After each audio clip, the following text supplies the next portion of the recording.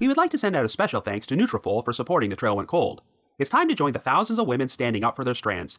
You can grow thicker, healthier hair by going to Nutrafol.com and entering the promo code COLD, and you'll get 20% off. That's Nutrafol.com and enter the promo code COLD to get 20% off. Thank you, and enjoy the episode.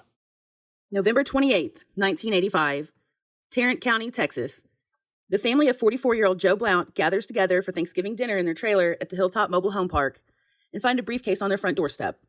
When the briefcase is opened, a bomb goes off, claiming the lives of Joe, his 15-year-old daughter Angela, and Joe's 18-year-old nephew, Michael Columbus. 14 years later, a suspect named Michael Roy Toney is charged with the bombing and sentenced to death, but it turns out the prosecution withheld evidence supporting his innocence at his trial. Toney's conviction is overturned and he is released from prison in 2009, so no one knows who actually committed the Blount family bombing. After that, the trail went cold.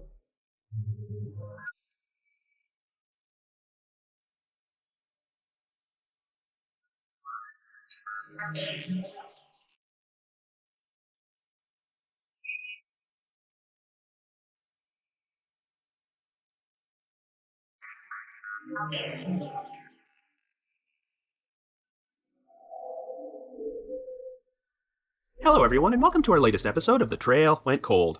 I'm your host Robin Warder, and we've got a pretty unique unsolved mystery to cover today. The Blount family bombing.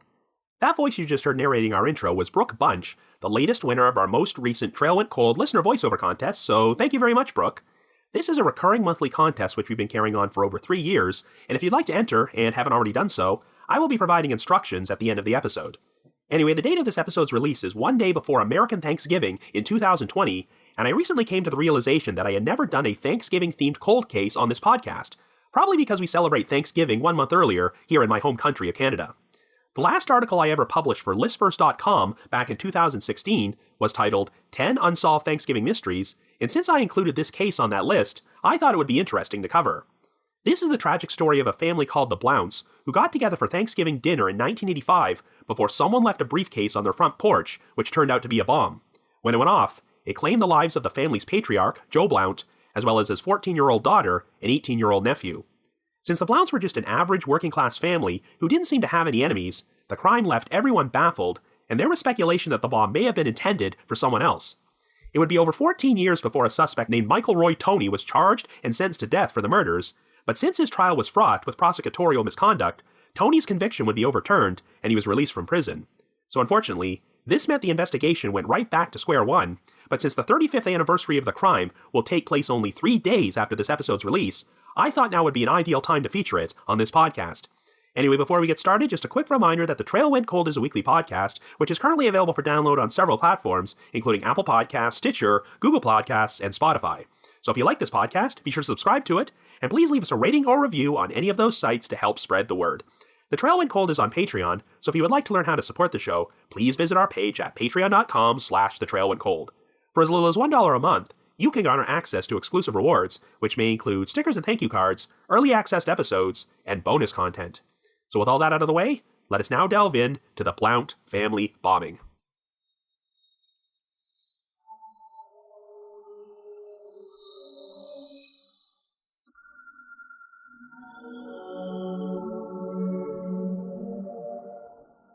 Our story begins in Tarrant County, Texas on Thanksgiving Day in 1985, and one of our victims is 44-year-old Joe Blount, who lives with his wife, Susan Blount, and their 2 children, 15-year-old Angela and 13-year-old Robert. The couple had been married for 18 years, and in July of that year, they decided to make the move to Texas from Seattle, Washington, in order to help care for Joe's elderly father after he suffered a stroke. In September, the family moved into a rented trailer on lot number 8 of the Hilltop Mobile Home Park, located on the Jacksboro Highway between the towns of Lake Worth and Azle. Joe works as a mechanic, and while he was only able to secure a few temporary gigs after the move to Texas, he has recently been offered a steady full-time position at a new auto transmission shop, which is scheduled to open the Monday after Thanksgiving. In the meantime, the Blounts would hold Thanksgiving dinner at their trailer on November the 28th and be joined by Joe's brother, Carl Ray Blount, who goes by the name Ray. Also attending would be Ray's 18-year-old son, Michael Columbus. Michael had lived with his mother in Seattle and was now attending school in Oklahoma. Michael had been estranged from his father for years, but in an attempt to rekindle the relationship, Ray convinced his son to travel to Texas to spend Thanksgiving with him. After they finished dinner, Ray left at around 5 p.m., but Michael would remain at the trailer to spend the evening with his cousins. At approximately 9 o'clock, while Susan was taking a nap in the master bedroom, Joe decided to drive Robert, Angela, and Michael to a nearby convenience store in order to pick up some beer and snacks. They returned about 20 minutes later, but were surprised to discover that a briefcase was now on their doorstep.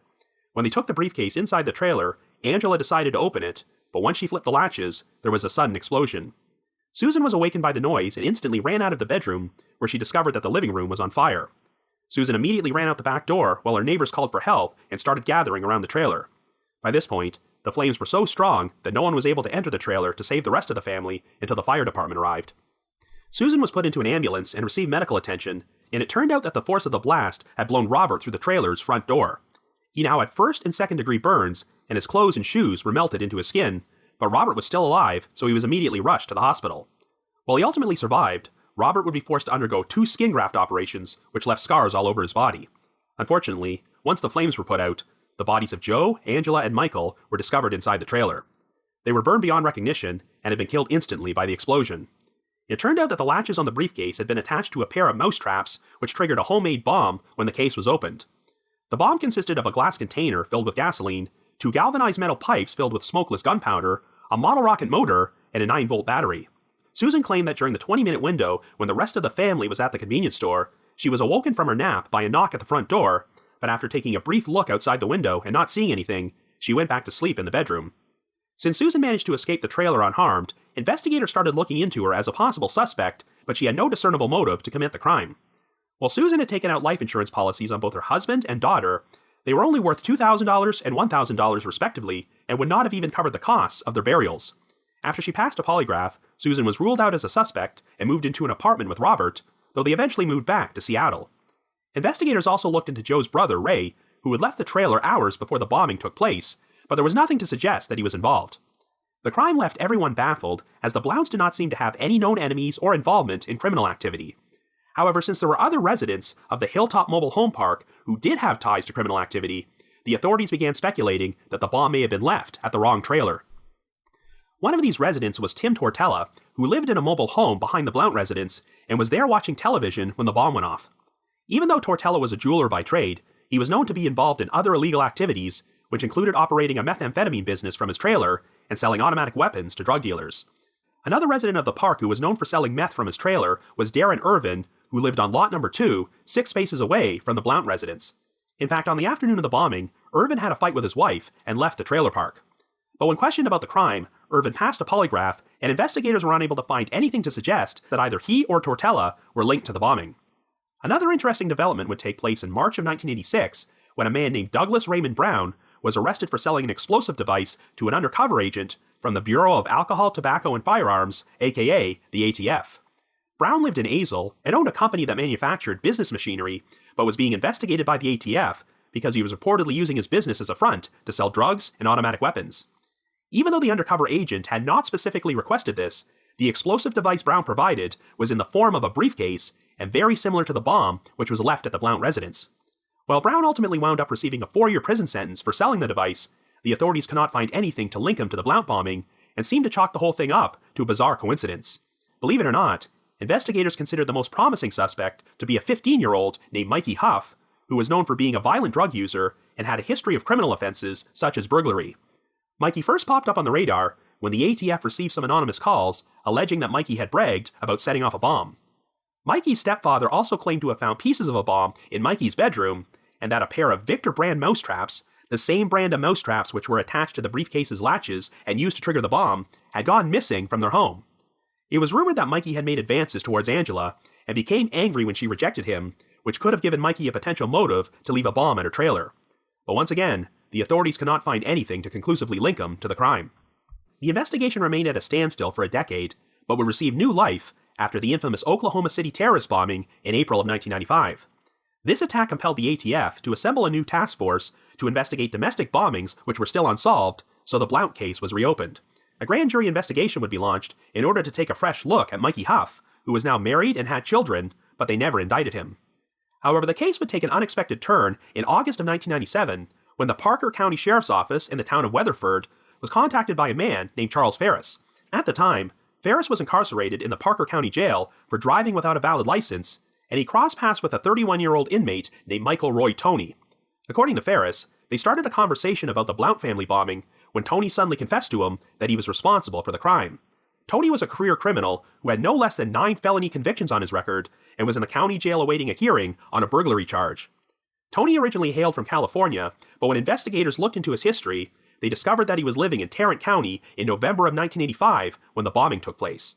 At the time, Michael had recently started dating his future wife, Kim Tony Ninham, whom he married in March of 1986. The couple wound up divorcing 3 years later, but investigators decided to track Kim down and question her about her ex-husband's alleged confession. At first, Kim completely rejected the idea of Michael being responsible for the bombing, but after doing her own independent research into the case, she contacted the authorities again and shared a brand new story. Not only did Kim suspect that Michael committed the crime, but she now believed she might have been present when he planted the bomb. According to Kim, in 1985, she spent Thanksgiving Day hanging out with Michael and his best friend at the time, Chris Meeks. They all went out together in Michael's Chevrolet Silverado pickup truck before he stopped at a propane shop located on the Jacksboro Highway next to the Hilltop Mobile Home Park. Kim claimed that she saw Michael climb out of the truck with a briefcase in his hand before he walked away, but when he returned a few minutes later, Michael was no longer carrying it. They then left the area and drove to the nearby Fort Worth Nature Center and Refuge to go fishing. Kim maintained that she never heard an explosion and had no idea that a bomb went off that night until she started digging into old newspaper articles about the case and realized that Michael had stopped at the very same trailer park. Kim's story finally gave investigators the evidence they needed to make a case against Michael, so on December the 4th, he would be arrested and indicted on 3 counts of capital murder. The case would be prosecuted by the Tarrant County District Attorney's Office, but before Tony's trial began, they hit a major snag when Charles Ferris, the man who implicated Tony in the first place, suddenly changed his story and claimed that the whole confession was a scam. It turned out that Tony had a reputation for being a quote-unquote jailhouse lawyer who would concoct schemes to help his fellow inmates get out of jail. As an example, there was one prior incident in which Tony convinced an inmate to fake a suicide attempt by hanging himself in order to secure his release. Ferris now said that after they struck up a conversation about the Blount bombing, Tony proposed a scheme in which Ferris would approach the authorities and feed them a false story about Tony confessing to the crime in exchange for an early release from jail. Tony was apparently under the impression that he had been in jail for another crime on the night of the bombing, so he figured that the investigation would immediately eliminate him as a suspect. However, it turned out that Tony was mistaken about the date and was not actually incarcerated when the bombing took place, so the strategy wound up backfiring on him in a huge way. Tony maintained that he never actually heard about the bombing until a short time before his conversation with Ferris. He claimed that he first learned about the case from another inmate named Benny Joe Toole, who had once been a friend of Mikey Huff and was even looked at as a potential suspect at one point before he was ruled out. Indeed, Toole would even testify as a witness for the defense, corroborating Tony's story that he told him about the bombing. Well, even though Charles Ferris recanted his story and would not appear as a witness for the prosecution at Tony's trial, it would still go ahead as planned in May of 1999. Since there was no physical evidence against Tony, the state's entire case would hinge on the testimony of his ex-wife Kim and Tony's former best friend, Chris Meeks. The two men had not seen each other since the spring of 1986, but Meeks backed up Kim's story, claiming that he was with Michael in his pickup truck when they stopped at the propane shop and Michael carried a briefcase into the Hilltop Mobile Home Park. Meeks also testified that a few days prior to the bombing, Tony had opened up the briefcase in his presence and showed him the bomb inside. Tony apparently told him that he needed to, quote-unquote, blow something up, and Meeks would even describe the colors of the bomb's wires. In addition, when Tony returned to the truck without the briefcase in his hand, he allegedly told Meeks that he had, quote-unquote, fulfilled the contract. However, Tony claimed that the testimony from both Meeks and his ex-wife was completely false, and that he had never even been to the Hilltop Mobile Home Park. Tony's alibi for Thanksgiving night in 1985 was that he visited Meeks at his home in the town of Keller, where 3 other witnesses, including Meeks' mother, stepfather, and girlfriend, were present. Afterward, Tony said that he met up with Kim at her apartment, which was located about 25 miles away from the trailer park. Tony also debunked the claims that he had been driving a Chevrolet Silverado pickup truck, maintaining that he did not even purchase this truck until December the 13th, 2 weeks after the bombing occurred. While the defense was unable to turn up any official documentation to verify this, they did turn up some other paperwork which poked holes in the prosecution's story. Kim specifically said that she saw Michael take the briefcase out from underneath a toolbox in his truck, but documentation showed that this toolbox was purchased as a birthday present for Michael 1 month later on December the 29th. Kim also testified that when they traveled to the Fort Worth Nature Center and Refuge that night, she saw Michael shoot a beaver with a .22 caliber Ruger model rifle, but ATF gun register records showed that he did not even purchase this rifle until December the 19th.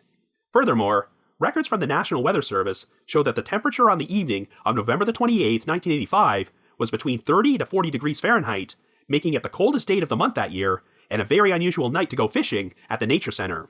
The defense attempted to direct suspicion towards Mikey Huff, who was called upon to testify at the trial and denied any involvement in the crime, though he did admit that he had once built a bomb during his youth.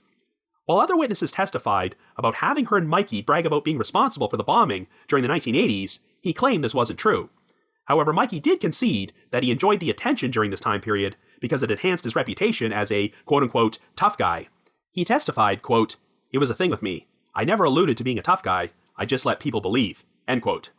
Unfortunately for Michael Roy Toney, he was not painted in a very flattering light during his trial, as the prosecution brought up his previous criminal convictions and history of drug usage, and his ex-wife and some other former girlfriends testified that he was abusive.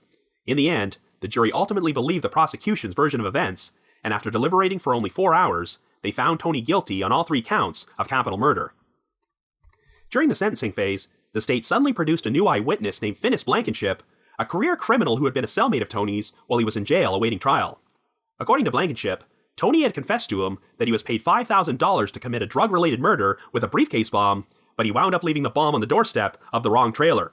The jury subsequently voted to sentence Toney to death for the crime, and he would be sent to death row at the Allen B. Polunsky unit in West Livingston. Well, over the next few years, Toney's defense team would find serious issues in the testimony from Chris Meeks and Finis Blankenship. Meeks was known for being a heavy drinker who would sometimes drink between 18 to 24 cans of beer per day, and when originally questioned by investigators, he claimed to have no knowledge of the bombing or any memory at all of Thanksgiving Day in 1985. Even though Meeks ultimately changed his story after further questioning, it turned out that he failed a polygraph prior to the trial, and his testimony on the witness stand proved to be shaky, as he even provided a few details which seemed to contradict the testimony of Kim Toney Ninham. In 2001, Meeks signed an affidavit for a defense investigator in which he acknowledged that the events which took place on the night of the bombing may not have happened the way he testified.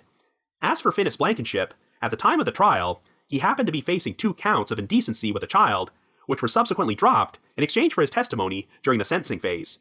He eventually admitted that the story about having heard Toney confess to the bombing was a complete lie.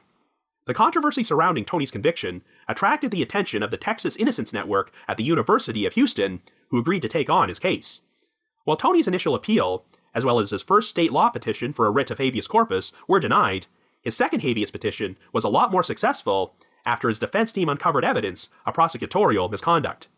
It turned out that the Tarrant County District Attorney's Office had withheld 14 documents from the defense containing potentially exculpatory evidence, as they showcased a number of credibility issues with the testimony of Kim Toney Ninham and Chris Meeks. The documents suggested that investigators and prosecutors had fed them both information about the crime and kept pressuring them to revise their stories until they fit the prosecution's narrative. For example, one document showed that Kim had originally stated she did not recall her ex-husband carrying a briefcase on the night of the bombing, but after the ATF called in a cognitive interviewing technique specialist to perform hypnosis on Kim, she suddenly changed her story and remembered seeing a briefcase. Another key issue, which was not shared with the defense, is that Kim had been exposed to toxic chemicals while serving in the military during the Gulf War, which caused her to suffer from memory loss and potentially made her suggestible to remembering events which never actually happened. These allegations of prosecutorial misconduct were presented to the Texas Court of Criminal Appeals, and on December 17, 2008, they ruled that Toney's constitutional rights had been violated and overturned his conviction. Toney was subsequently taken off death row and transferred to the Tarrant County Jail, while the Tarrant County District Attorney's Office withdrew from the case and turned it over to the Office of the Attorney General for the state of Texas. After several months of legal wrangling, the state finally announced on September 2, 2009, that they were dropping all charges against Toney, and he was finally released from custody. When asked if the investigation would now pursue other suspects, a spokesman for the Attorney General stated, quote, "Evidence will dictate the direction of the case and possible suspects," end quote. Well, in a tragic postscript to this story, Michael Roy Toney would not get to enjoy his newfound freedom for very long. On the foggy morning of October the 3rd, just 1 month after his release, Toney was driving his pickup truck on a remote road in Cherokee County when he suddenly veered off the road and overturned. Since Toney was not wearing a seatbelt, he was ejected from the truck and wound up losing his life at the age of 43. To date, no one else has ever been charged with the murders of Joe Blount, Angela Blount, and Michael Columbus, so the truth about who was actually responsible for the Blount family bombings remains unknown. So I guess you could say, the trail went cold. But before we continue, we would like to take a moment to thank our sponsor, Nutrafol, as we are very excited that they are supporting The Trail Went Cold. If there's one situation in which you don't want to utter the phrase, the trail went cold, it's hair growth. 30 million women are impacted by weakened or thinning hair, but if you're among them, you need to know that you're not alone, and there is a solution out there that will deliver results, as thousands of women have taken back control of their hair with Nutrafol. Many users have raved that the supplement has not only transformed their hair, but managed to restore their confidence as well. Nutrafol offers 2 targeted formulas for women that are clinically shown to improve hair growth and thickness through all stages of life, and there is less shedding as well.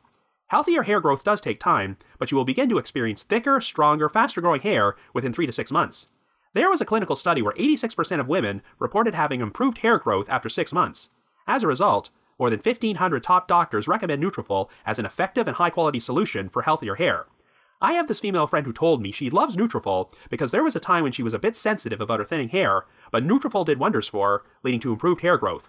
It supports healthy hair growth from within by targeting the 5 root causes of thinning: stress, hormones, environment, nutrition, and metabolism.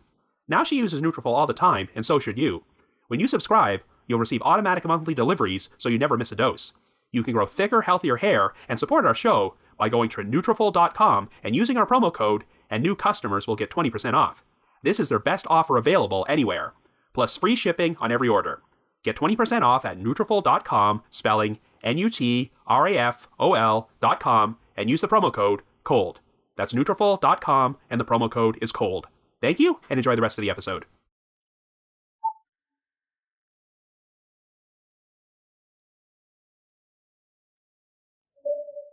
Anyway, cold cases involving wrongful convictions are always extra heartbreaking, because not only does an innocent person serve time in prison for a crime they did not commit, but the experience also puts the victim's family members through the emotional ringer. I can't imagine how difficult it must be to think you have found closure and justice for your loved one, but then find out that the wrong person was convicted for the crime, so you're now going to have to go right back to square one. I'm sure it must be especially difficult for Susan and Robert Blount, because they were actually present when the bomb that killed their family went off, and Robert is lucky to have survived. However, while no one deserves to be convicted of a crime they did not commit, particularly if it involves them being sent to death row, what makes this story unique is that, well, Michael Roy Toney really deserves a lot of the blame for putting himself in that position. There are many wrongful conviction cases which come about because of a false story from a jailhouse informant, but this is the only one I can think of where the accused flat out told the informant to implicate them in the crime. I mean, yes, it is ultimately the responsibility of the investigators to perform due diligence and weed out false confessions, but if Toney had not done this, he probably never would have popped up on the radar as a suspect. Like I mentioned earlier, he seemed to be under the mistaken impression that he was in jail on the night of the bombing and would have had an airtight alibi to eliminate him as a suspect, but I think he underestimated the desperation of the investigators to finally solve this thing. They had spent the past decade chasing down a number of different leads and potential suspects which never panned out, so once they got word that someone had allegedly confessed to the crime, they totally ran with it. I'm definitely not saying that Michael Roy Toney was a good guy, as he had an extensive history of criminal activity and abusing his spouses, but it's totally inexcusable that the state fabricated and withheld evidence, especially since it could have led to an innocent man being executed. I think it speaks volumes that the prosecution wouldn't even put Charles Ferris, the informant who originally implicated Toney, on the stand during the trial, and I find it particularly egregious that they found this other jailhouse snitch, Finis Blankenship, and got him to testify about a bogus confession during Toney's sentencing phase after he was already found guilty. They probably figured that if Blankenship shared this story during the trial, the defense would have torn him apart, but they likely hoped his additional last-minute testimony might sway the jury into sentencing Toney to death, because if he was executed, he would cease to be anyone's problem.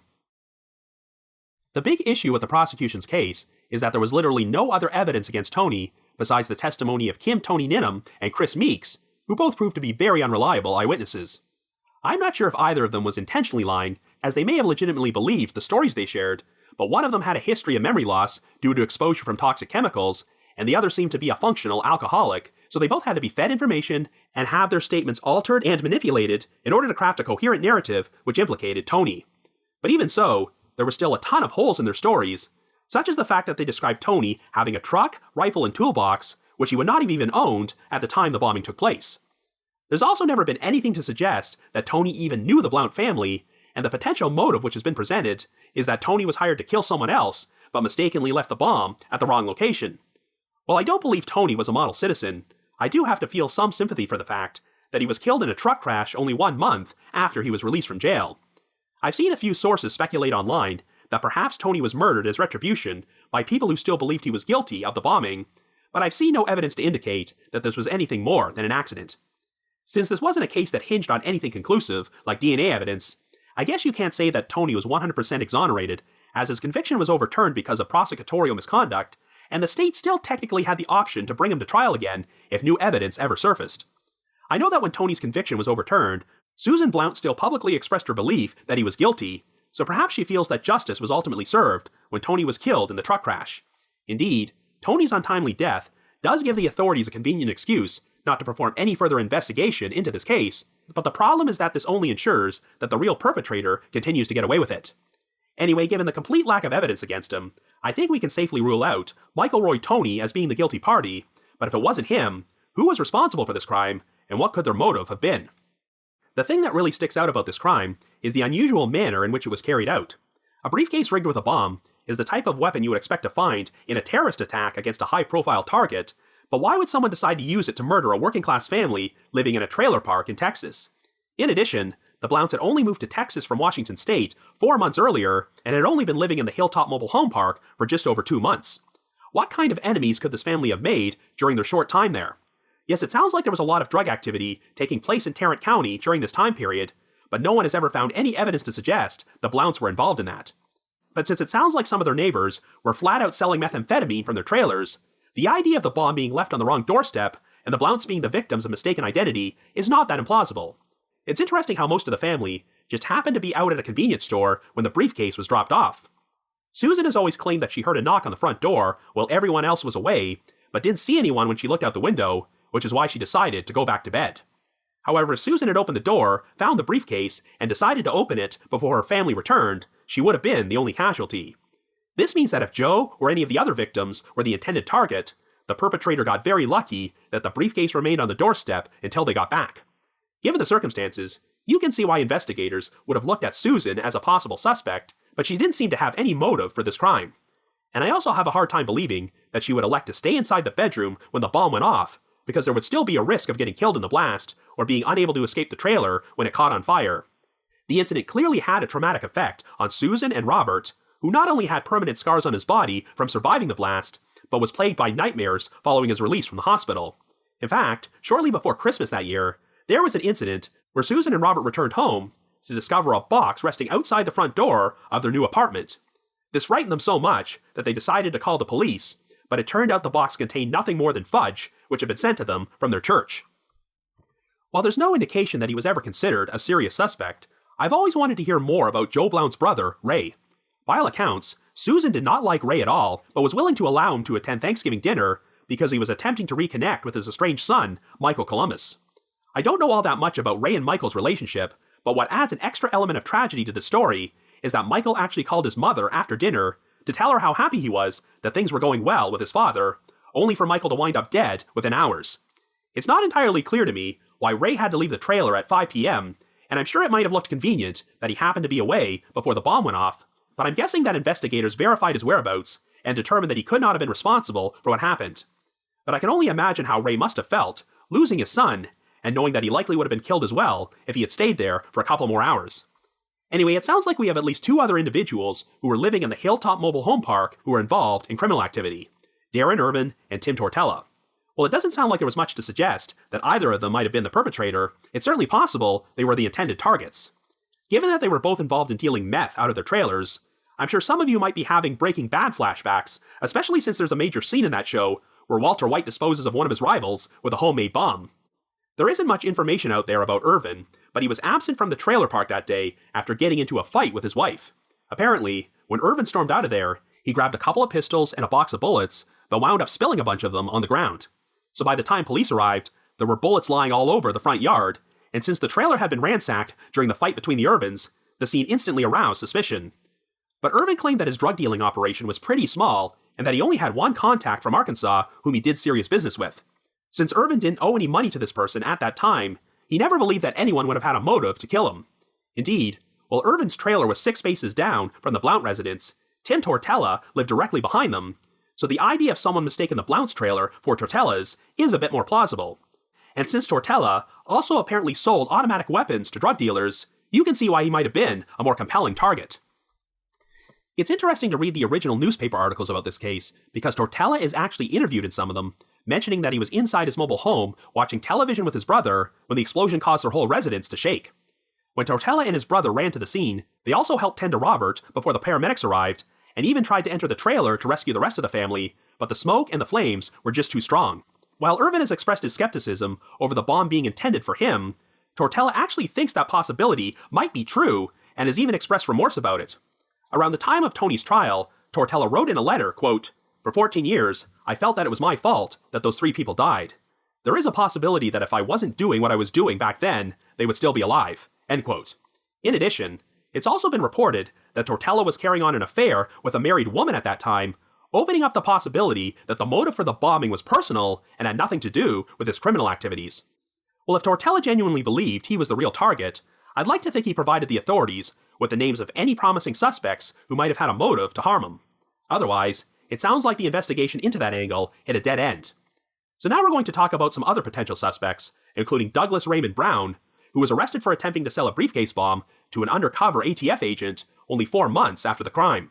Brown lived in Azle, which is only a couple miles away from the trailer park, and given how unique these types of explosive devices are, what are the odds that 2 of them would show up within months of each other in the same county in Texas and not be connected in some way? During my research, it was tough to get a read on how the authorities viewed Brown, as none of the sources I could find confirmed that he was officially ruled out as a suspect, but he apparently did pass a polygraph, and it seems like the authorities lean towards the whole thing being an astonishing coincidence. As far as I can tell, no real connection was ever found between Brown and the Blount family, so I'm not sure what motive he would have had to murder them. But I do find it interesting that the undercover ATF agent Brown dealt with had only asked him for an explosive device, but never specifically requested that it be delivered in the form of a briefcase bomb. This suggests that Brown had already manufactured devices like that before, so you have to wonder if he might have unknowingly provided one to the person who did commit the murders.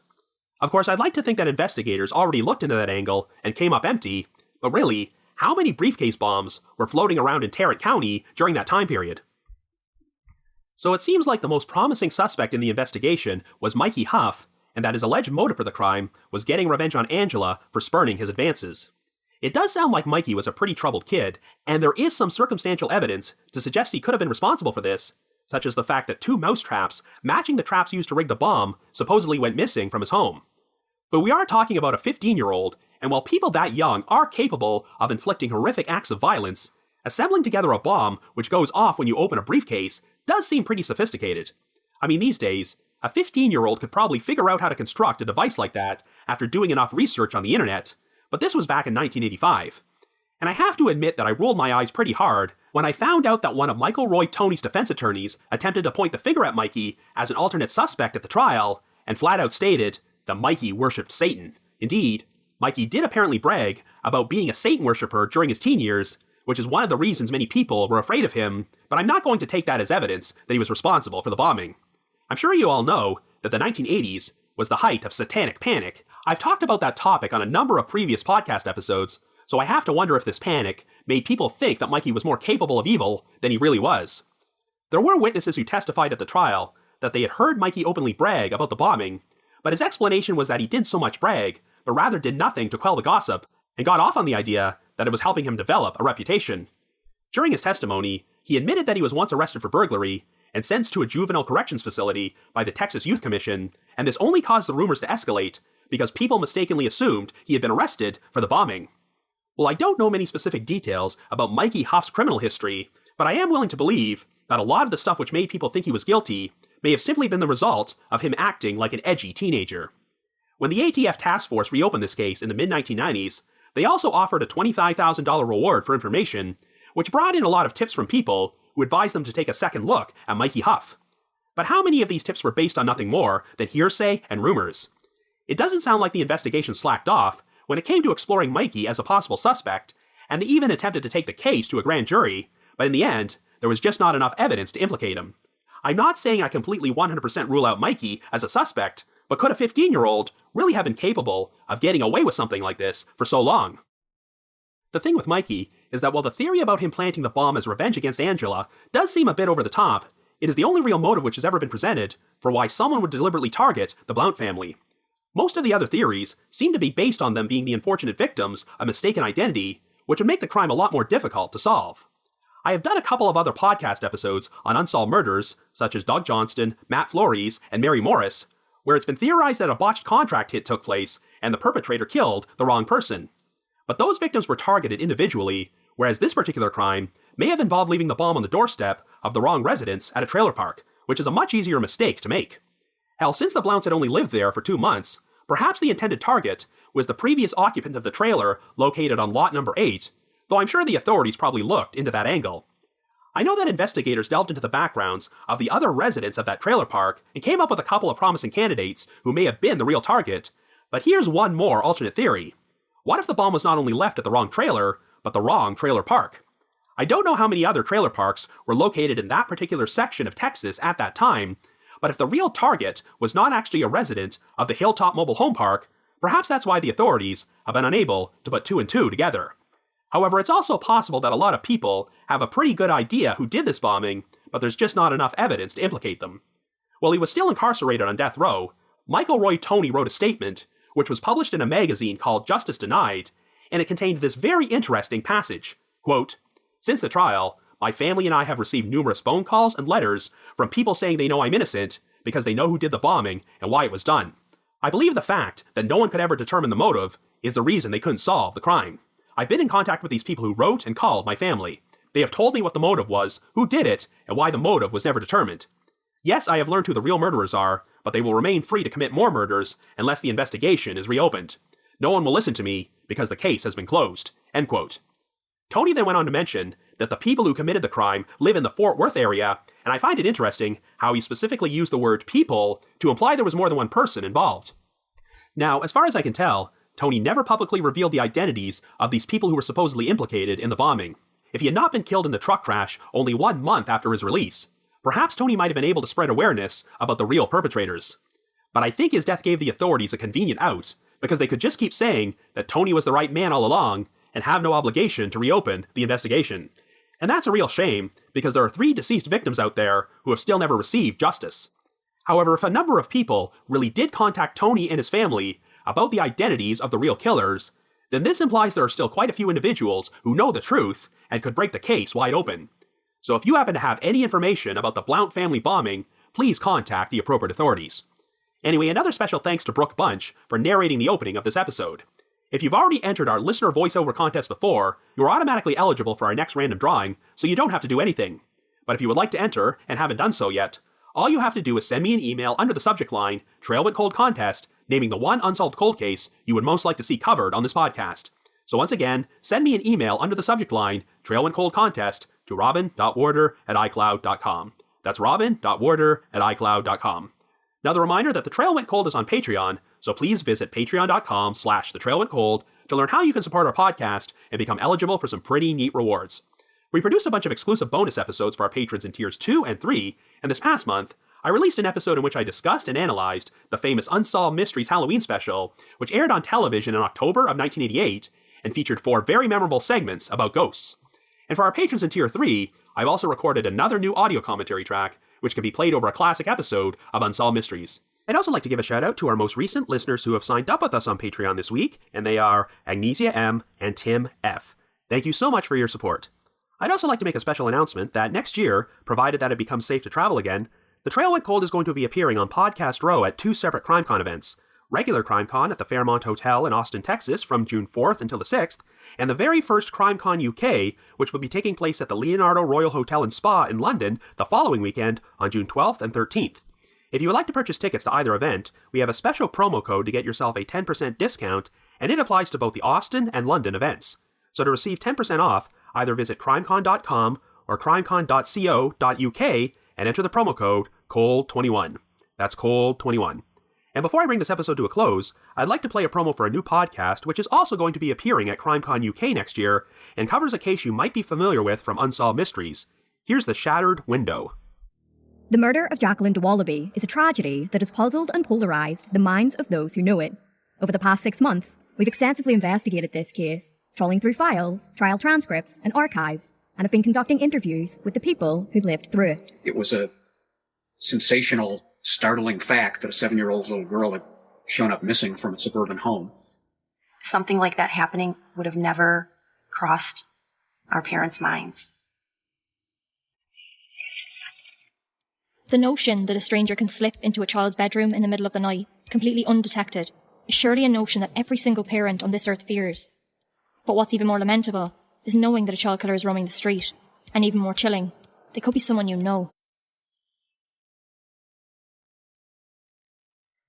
Hosted by Emily G. Thompson and Eileen McFarlane, this is The Shattered Window.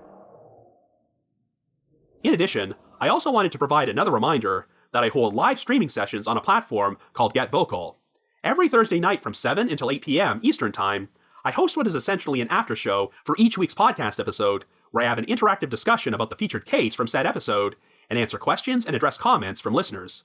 I always include a link to these sessions in our show notes of every episode, so be sure to check there for more information or visit getvocal.com. That's GETVOKL.com. I also just wanted to give another shout out to my supporters at the Unsolved Mysteries message board at the Sitcoms Online forum and the Unresolved Mysteries subreddit. I need to provide a big thanks to McGill Foote, who edits and assembles this podcast together for me, and Vince Nitro, who composes the eerie music you hear on every episode. If you haven't already, you can like us on Facebook, follow us on Twitter, or leave us a rating or review on Apple Podcasts, Stitcher, Google Podcasts, or Spotify. Anyway, I'd like to close things off by wishing all of our American listeners a safe and happy Thanksgiving this week, and once again, join us next Wednesday for another brand new episode of The Trail Went Cold.